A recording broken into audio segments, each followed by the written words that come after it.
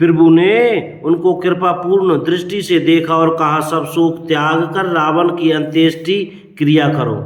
प्रभु की आज्ञा मानकर और हृदय में देश और काल का विचार करके विभीषण जी ने विधि पूर्वक सब क्रिया की।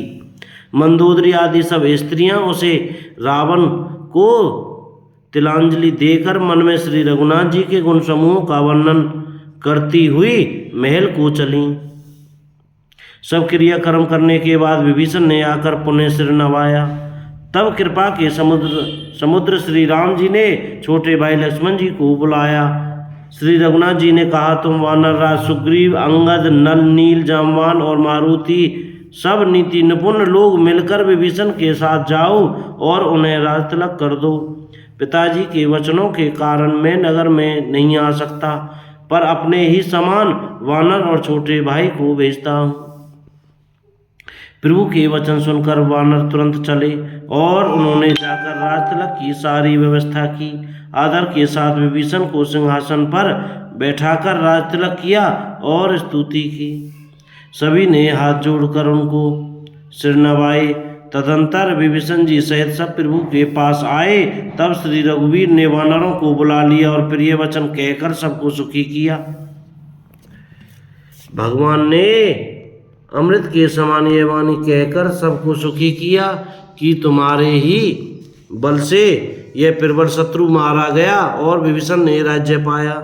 इसके कारण तुम्हारा यश तीनों लोकों में नित्य और नया बना रहेगा।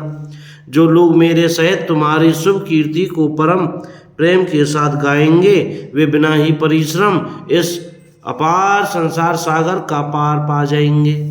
प्रभु के वचन कानों से सुनकर वानर समूह तृप्त नहीं होते। वे सब बार बार सिर नवाते हैं और चरण कमलों को पकड़ते हैं। फिर प्रभु ने हनुमान जी को बुला लिया। भगवान ने कहा, तुम लंका जाओ, जानकी को सब समाचार सुनाओ और उसका कुशल समाचार लेकर तुम चले आओ। तब हनुमान जी नगर में आए। यह सुनकर राक्षस राक्षसी उनके सत्कार के लिए दौड़े। उन्होंने बहुत प्रकार से हनुमान जी की पूजा की और फिर श्री जानकी जी को दिखला दिया। हनुमान जी ने सीता जी को दूर से ही प्रणाम किया।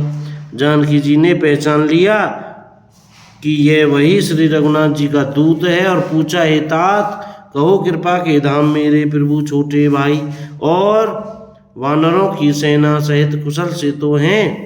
हनुमान जी ने कहा, हे माता, कौशलपति श्री राम जी सब प्रकार से सकुशल हैं। उन्होंने संग्राम में 10 सिर वाले रावण को जीत लिया है और विभीषण ने अचल राज्य प्राप्त किया है। हनुमान जी के वचन सुनकर सीता जी के हृदय में हर्ष छा गया। बोलो राजा रामचंद्र की जय हो।